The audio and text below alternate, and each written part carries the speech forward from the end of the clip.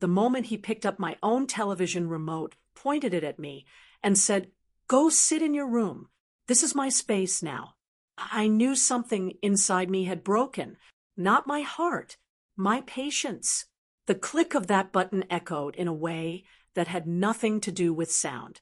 I had been sitting in my corner chair, by the front window, the one with the faded armrest where my elbow had rested for 20 years, watching the evening news the way I always had.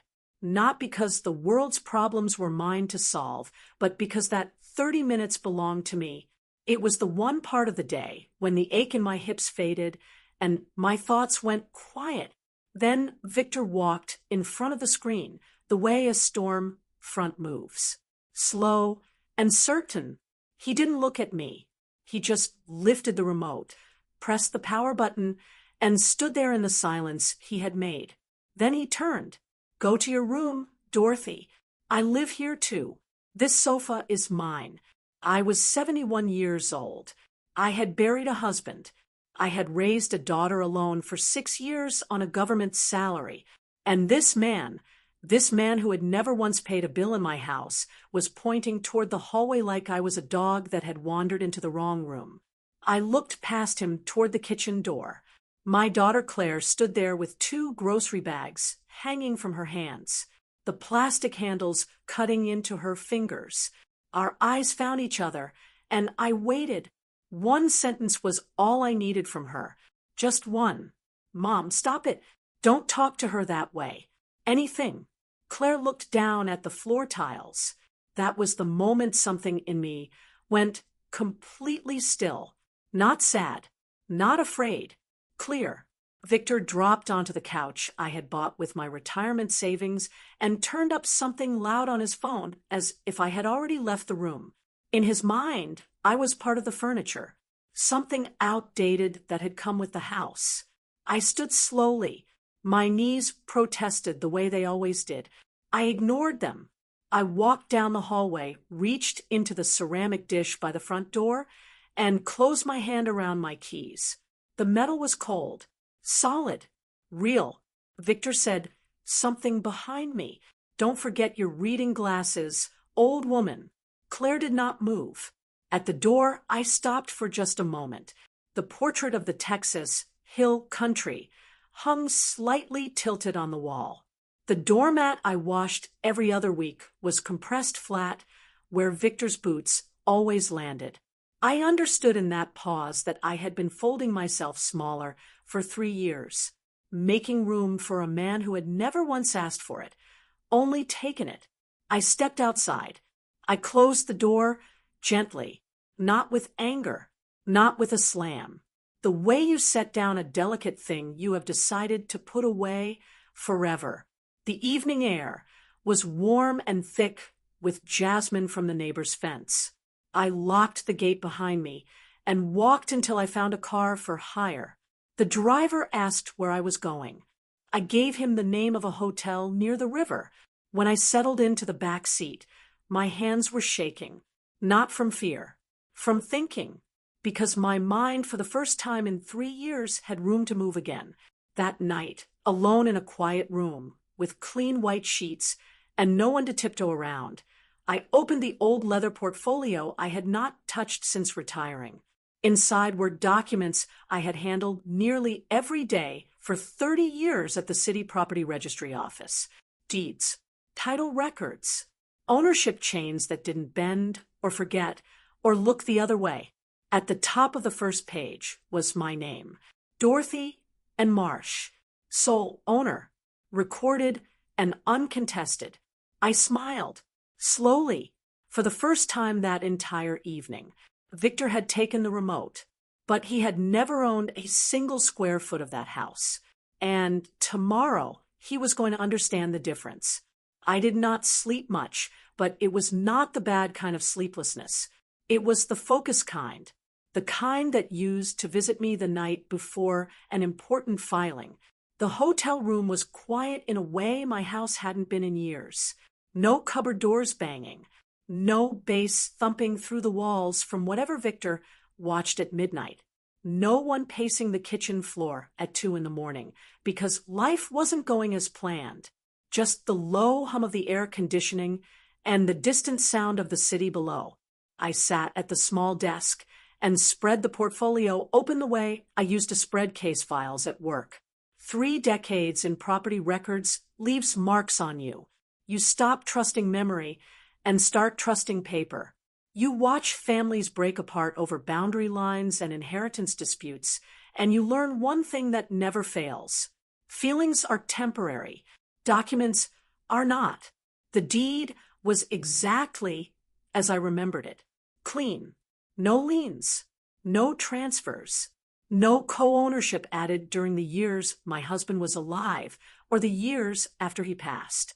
The house had been mine on the day we bought it, and it was mine still, not when Claire asked if she and Victor could stay for a little while after his business failed, not when that little while became 3 years of careful silences and swallowed words. I poured the hotel room coffee and let it go cold without drinking it. My reflection in the darkened window caught me off guard.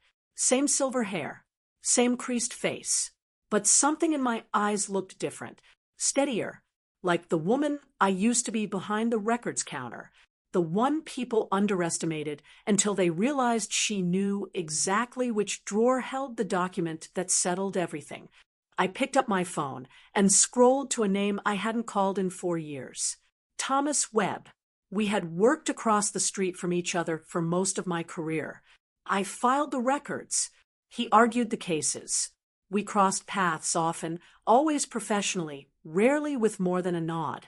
He answered before the 3rd ring. Dorothy?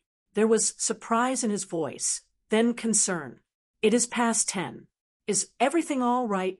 It is now, I told him. But I need your help in the morning.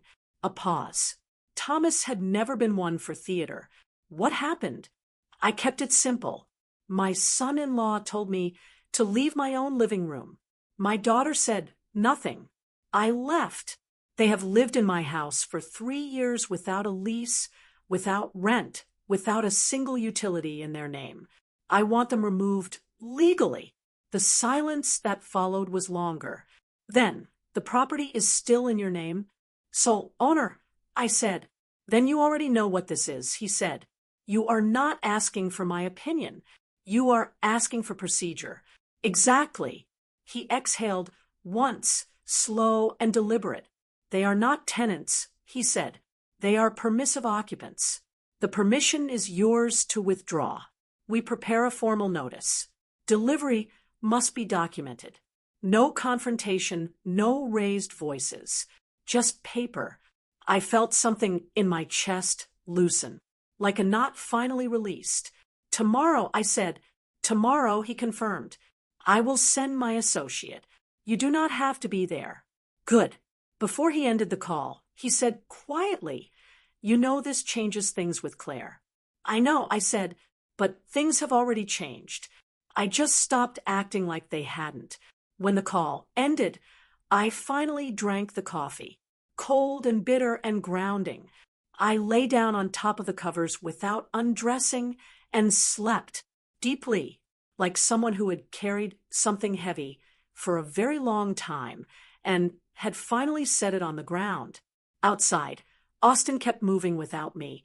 Inside that quiet room, something had been decided, and by morning, the house I had been dismissed from would receive a visitor who came not with anger, but with law. Morning arrived with pale Texas light seeping through the curtains and settling across my face. I woke without an alarm, without the low dread that used to greet me each day in my own home, the dread of gauging the mood before I spoke, of choosing my steps carefully down the hallway, of making myself small in rooms I had paid for. My thoughts were orderly, clean, like a freshly filed record. At 8:30, my phone vibrated once. Thomas. His associate was already en route. I showered, dressed in something simple but deliberate, and sat by the window with my purse across my lap. Inside it were my keys, my identification, and the leather portfolio that had waited quietly for exactly this. I pictured the house across the city. Victor stretched across the couch at that hour. The television on. Rachel moving carefully around him the way you move around something unstable. Anticipating. Managing. Mistaking that tension for normal. At 9:17, my phone rang. A number I recognized. Claire. Mom. Her voice was high and tight. There is a man here. He says he is here on legal business. I did not rush. I waited through one more ring before I answered. Is Victor awake? He is yelling, she whispered. He thinks it is about the water bill or something. Mom, what is happening? I looked out at the street below. People walking dogs, carrying coffee, entirely unaware that the ground was shifting in a house 6 miles away. Listen to me, Claire. Take the papers. Read them carefully. Tell Victor to lower his voice. I am not available for shouting this morning. There was a crash on her end. Victor's voice breaking through, demanding to know where I was, what this was, how I dared involve a stranger in family business. Then quiet. Then the faint sound of papers unfolding. Mom. Her voice was barely audible. It says notice of termination of occupancy. 30 days. Yes, I said. That is correct. You can't do this. This is our home. It is the house I allowed you to live in. I replied, keeping my voice even. That allowance has ended. I could hear Victor in the background, loud and reaching, swearing at the associate, demanding a supervisor, a lawyer, anyone with more authority than a man holding an envelope. Claire started crying. I did not soften. That man at the door is only delivering paper. I said, he is not your enemy. The law is not punishing you. It is clarifying something that should have been clear from the beginning. The call ended without a goodbye. I imagined the associate stepping back through the gate, composed and unhurried, while the chaos swelled behind him. I imagined Victor's expression the moment the word occupant sank in. Not owner, not head of household, occupant, a person who stays by someone else's permission. I went downstairs. I ordered oatmeal and orange juice. Halfway through my meal, a notification appeared on my phone. Transaction declined. I looked at it calmly, then a text from Claire. The internet stopped working. Victor is furious. What are you doing? I finished my juice before I replied. I am reclaiming my life. I set the phone face down and listened to the sound of the hotel restaurant. Dishes, voices, someone laughing at a nearby table. Somewhere across the city, a man who had always confused volume for power was discovering how quickly the ground disappears when someone else owns all of it. And somewhere inside me, something that had been closed for a very long time had finally opened. The messages continued in waves. Claire sending fragments, urgent and unsteady. The card is not working at the store. People are looking. Victor says you need to fix this right now. I let them sit. I walked back to my room, made a cup of tea from the kettle by the desk, and only then picked up my phone. It is not broken, I wrote back. It is closed. The response came within seconds. You cannot do this. That card was for food, for necessities. For 3 years, I answered silently. For 3 years, you lived without rent, without bills, without a single receipt paid in your name. This is not an emergency. It is a correction. Then Victor called directly. I answered, not because I owed it to him, but because clarity is better delivered early. What exactly do you think you're doing? He was breathing hard, voice cracking at the edges. Do you know how embarrassing this is? Standing in a checkout line. Like, embarrassing is being told to leave your own living room. I said, what you are feeling is inconvenience. He laughed, the kind of laugh with no warmth in it. You are doing this for control. You always have to control everything. No, I replied. I stopped mistaking obligation for love. He began talking quickly. Then, investments that were close to turning around, a business deal nearly completed, just a few more months. The same language he had used since the beginning, smooth and circular, designed to delay rather than explain. I let him finish. When the breathing slowed, I asked one question. Where is the money, Victor? Silence. The real kind. You would not understand finance. Help me try. Claire's voice slipped into the call, thin and tired. He said we were building towards something. He said everything was almost there. Almost where? I asked. Another silence.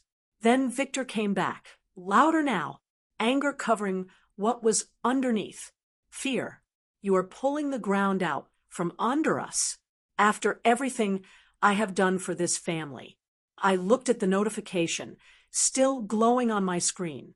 Transaction declined. Grocery. $43. You pulled it out yourselves, I said. I simply stopped holding it in place. I ended the call. The messages kept coming. Victor accusing. Claire pleading. I read them and did not respond. Silence, I had finally learned, is not absence. It is a line. Later that afternoon, a calmer notification arrived. Supplementary card deactivated. Account alerts enabled for primary holder. I sat with that for a long moment. The money had been speaking for me for years, saying what I could not bring myself to say out loud.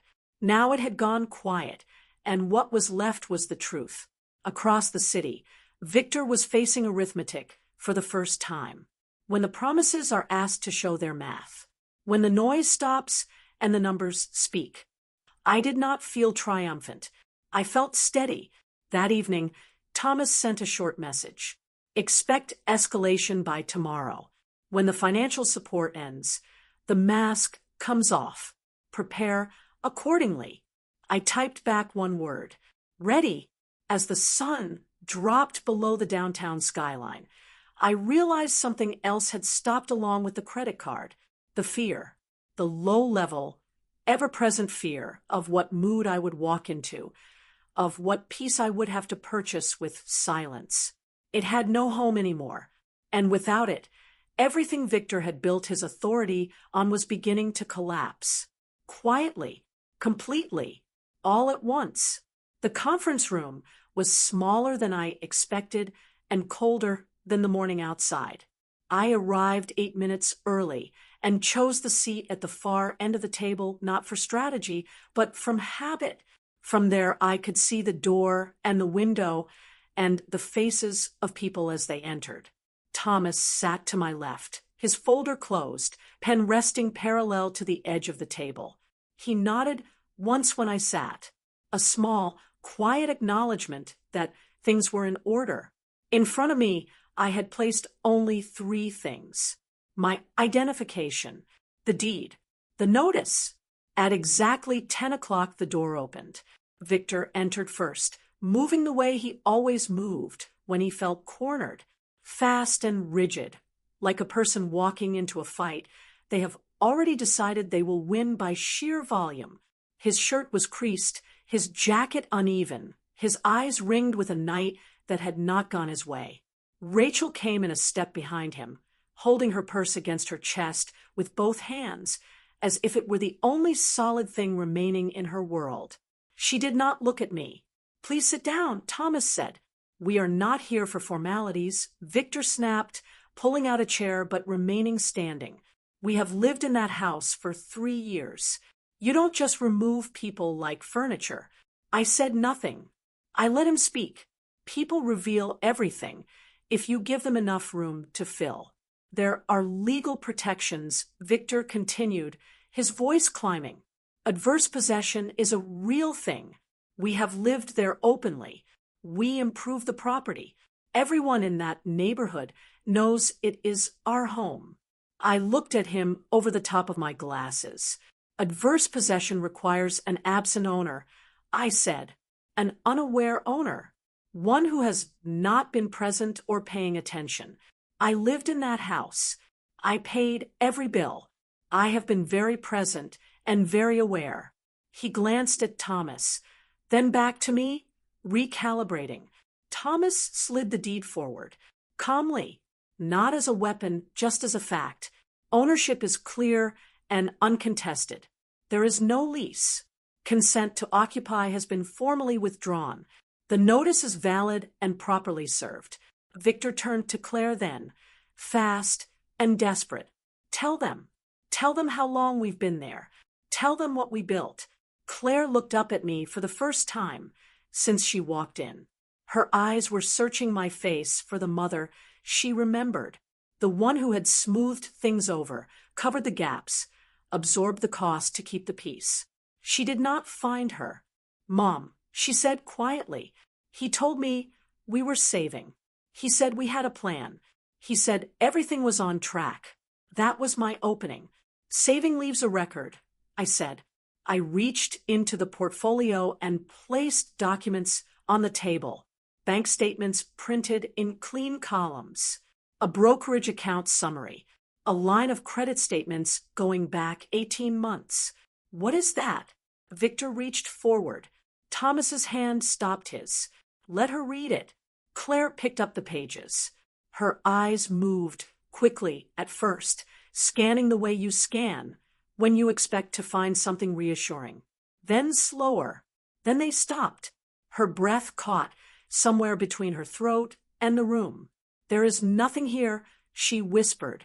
Less than nothing, I said. Losses compounded. Debt carried forward and covered over. Month after month. The color left Victor's face the way light leaves a room when a cloud moves across the sun.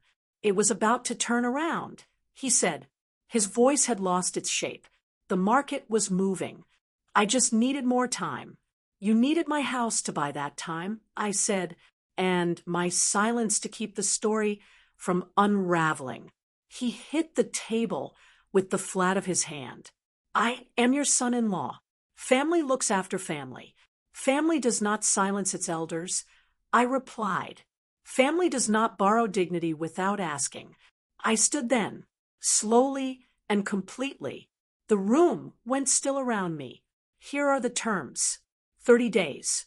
No extension. Every utility and account in my name remains closed. Any attempt to contact me through intimidation or harassment will be documented and referred to counsel. When I return to collect my remaining belongings, I expect the house empty and the keys on the counter. Claire's shoulders shook. Victor stared at the deed, as though he could rearrange its meaning by looking at it long enough. One more thing, I said, turning to face my daughter directly. What you do from this point forward is your decision.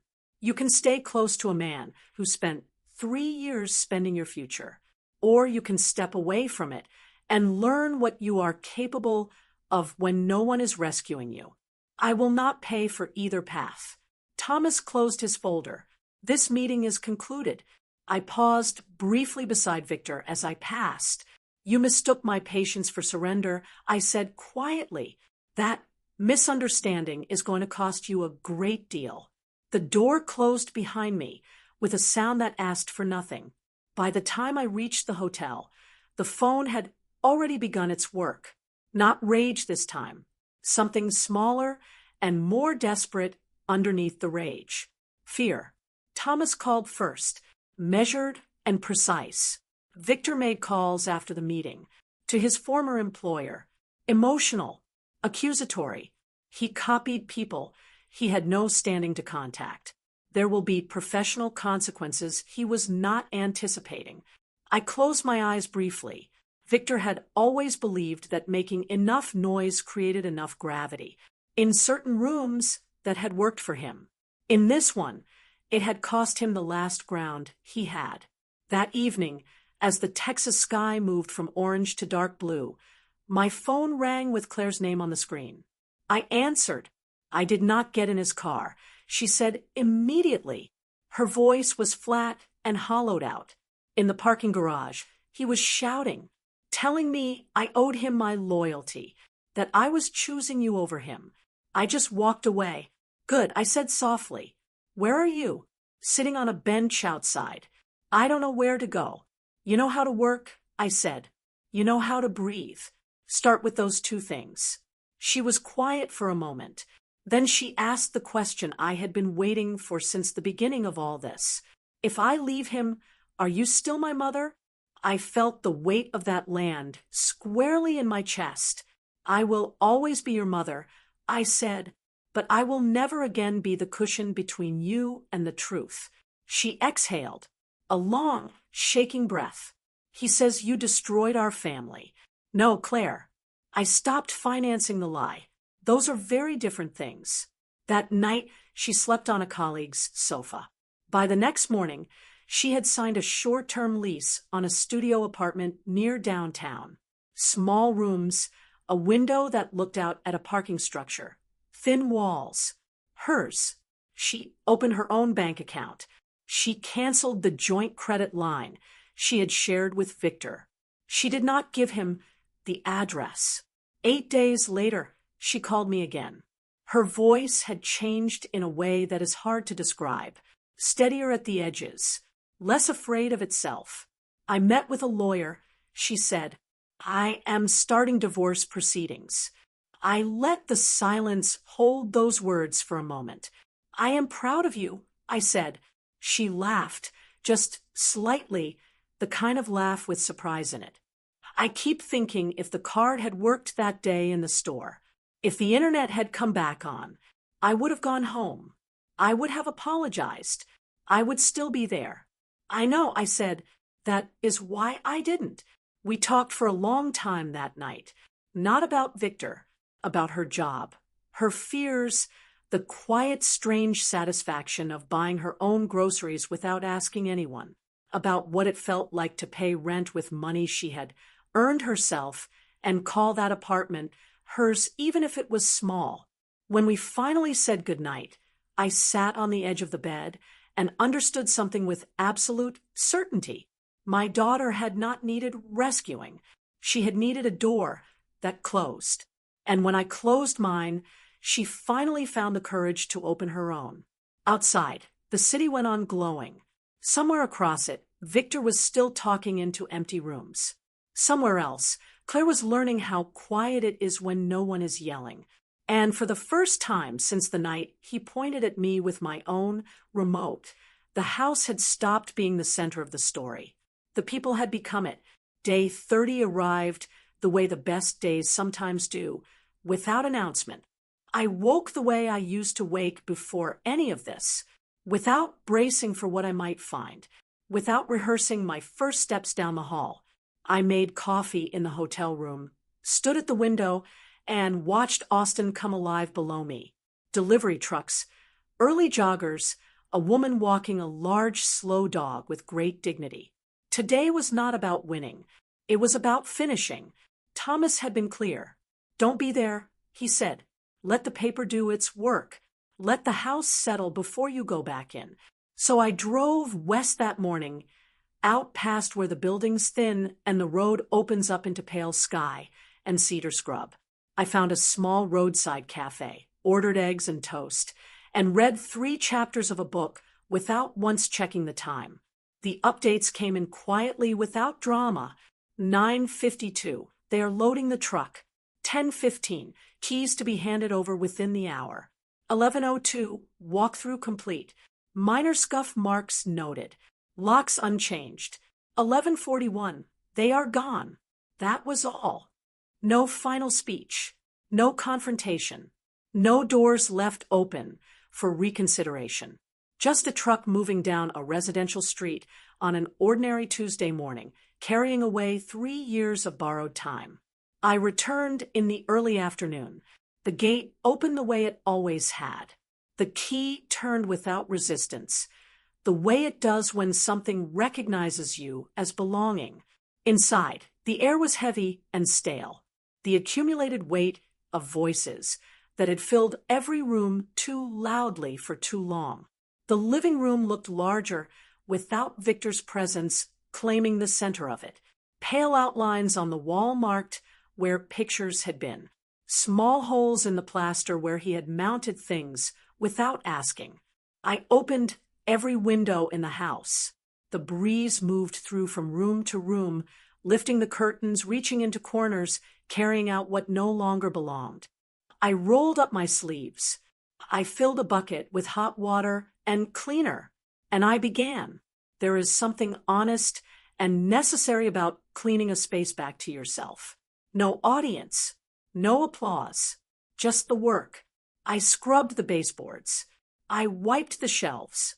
I carried out bags of things no one would miss, old packaging, half-used products, the residue of a life lived entirely at someone else's expense. When the painter arrived the next morning, I chose without hesitation. Warm ivory, I said, quiet and solid. By evening, the family room was transformed. Not a battlefield anymore. A room meant to be sat in. I moved my chair back to its place by the front window. I set the small side table beside it. I put the kettle on and listened to it sing without tensing for a complaint. The house did not feel like a trophy. It felt returned. That evening, a knock came at the front door. Soft and considered. I already knew who it was. Claire stood on the porch, hands folded, eyes careful but steady. She waited to be invited. "May I come in?" she asked. "As a guest?" "Yes," I said. "Come in." She stepped across the threshold and looked slowly around the room. The ivory walls, the clean floor, the absence of tension she had learned to mistake for quiet. She exhaled, and it sounded like something she had been holding for 3 years. "It feels like itself again," she said. "It is itself again," I replied. We sat at the kitchen table with 2 cups of tea between us. No accounting, no revisiting, just present tense. The house was no longer something to negotiate around. It was simply home. The quiet that followed those weeks surprised me. Not empty quiet, not the quiet of held breath. The quiet of a place that no longer has to brace itself. Morning light moved slowly across the ivory walls. I brewed coffee without watching the door. I watched the news with the volume exactly where I wanted it. No footsteps in the hall. No hand reaching for something that was not theirs. A week later, I hosted the first of what would become a regular Wednesday afternoon gathering. Nothing formal, just an open invitation to a few women from the neighborhood, acquaintances, mostly women who had lived long enough to know that something in their home felt wrong, without always being able to name it. They arrived with folded worries and careful smiles. We sat at the dining table with tea and sliced fruit and spoke quietly at first. "My son wants to be added to the deed. My daughter says it would be simpler if she managed my accounts. They say it is temporary." I listened more than I spoke. Then I placed the leather portfolio on the table. "Ownership is not love," I said. "Love does not require your signature on a document. If you want to leave something behind when you are gone, you prepare a will. While you are living, your house is yours. Your accounts are yours. Your name on the deed is yours." Pens came out, shoulders straightened, eyes that had been worried became focused. Claire came by that evening as the last of the women left. She knocked before entering. She no longer had keys. She no longer needed them. She told me about her apartment, how she had hung her own pictures and bought mismatched mugs she liked just because she liked them. She told me how strange it was to learn the actual cost of things when no one was covering for you, how strong it made her feel to carry the weight herself. She did not ask to come back. She did not ask for help. She asked for tea. That was how I knew she was going to be all right. When she left, I walked back to the family room, picked up the remote, and sat in my chair. It was just plastic and a few small buttons. No authority in it at all. I turned the volume up 1 click, then stopped. Enough. That word had changed its meaning for me. It no longer meant tolerance. It meant arrival. It meant I am exactly where I should be, and I choose to stop here. Here is what I learned, and what I hope anyone listening will carry with them. Love without boundaries does not stay love. It becomes an arrangement where one person gives and the other takes, and the one who gives is trained to call that arrangement family. Silence in the face of disrespect is not kindness. It is a signal. It tells everyone around you that this is the acceptable price of your company, and saying no at the right moment does not break a family. It shows you what the family actually was. Some people will surprise you. Others will confirm what you already suspected. Ownership is not only about what your name is on. It is about knowing you have the right to decide who sits in your house, how loud the room is, and whether you exist as a person inside your own walls. That night, I turned off the television, not because someone told me to, because I was ready. The house breathed quietly in every direction. The city outside made its soft city sounds. My chair held me the way it always had, steady and familiar. For the first time in 3 years, I was not surviving inside these rooms. I was home. I want to leave you with the truest thing I know. Love does not require you to make yourself invisible. Family does not mean enduring disrespect in silence because the alternative feels too costly. And helping someone you love should never come at the price of your own dignity, your peace, or your right to speak in your own home. For years, I told myself that patience was a form of love, that keeping quiet kept things together. But silence did not protect me. It taught others that I could be managed. It taught them that if they pushed, I would compress myself to fit. The moment I stopped compressing, everything became clear. Who saw me as a person, who saw me as a resource, who was only staying as long as I was willing to pay the cost. Limits are not cruelty. They are honesty. Saying no does not destroy families.